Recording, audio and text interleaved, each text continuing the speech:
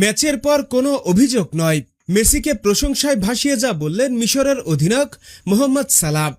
আর্জেন্টিনার বিপক্ষে 2 গোলে এগিয়ে থেকেও শেষ পর্যন্ত 3-2 গোলে মেসিদের কাছে ম্যাচ হেরে বিশ্বকাপ থেকে বিদায় নিয়েছে মোহাম্মদ সালাহর মিশর।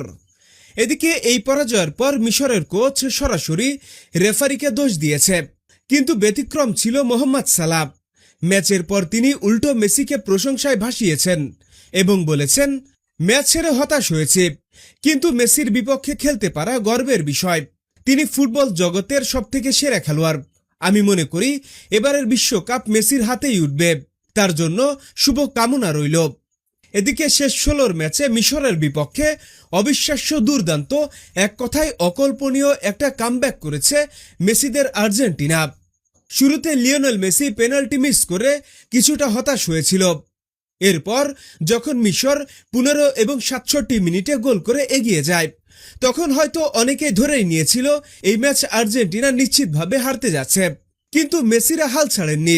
তাই তো রোমেরো যখন 79তম মিনিটে গোল করেন, তখন আর্জেন্টিনার পুরো দলটা একেবারে চাঙ্গা হয়ে যায়। আর মেসি যখন 83তম মিনিটে দুর্দান্তভাবে গোল করে ফেললেন, তখন আর্জেন্টিনার খেলোয়াড়দের মধ্যে একটা আত্মবিশ্বাস চলে আসে যে এই ম্যাচ আমরা কোনোভাবেই হারব না, আমরা এই ম্যাচ জিততে যাচ্ছি। এদিকে এই বিশ্বাস বাস্তবে পরিণত করেন ফার্নান্দেজ।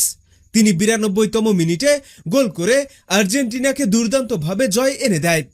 আর এমন দুর্দান্ত জয়ের ফলে আর্জেন্টিনা কোয়ার্টার ফাইনালও নিশ্চিত করে ফেলে। তবে যাই হোক, এই ম্যাচের পর মোহাম্মদ সালাহ মেসিকে নিয়ে যে প্রশংসা করলেন তা আসলেই প্রশংসনীয়। হ্যাঁ বন্ধুরা, আপনাদের বলছি, মোহাম্মদ সালাহর এই মতামত আপনাদের কেমন লেগেছে এখনই কমেন্টস করে জানিয়ে দিন। আর আমাদের ভিডিওটি ভালো লাগলে অবশ্যই লাইক আর শেয়ার করুন এবং আমাদের চ্যানেলটি সাবস্ক্রাইব করে আমাদের সঙ্গেই থাকুন। ভিডিওটি দেখার জন্য আপনাকে অসংখ্য ধন্যবাদ।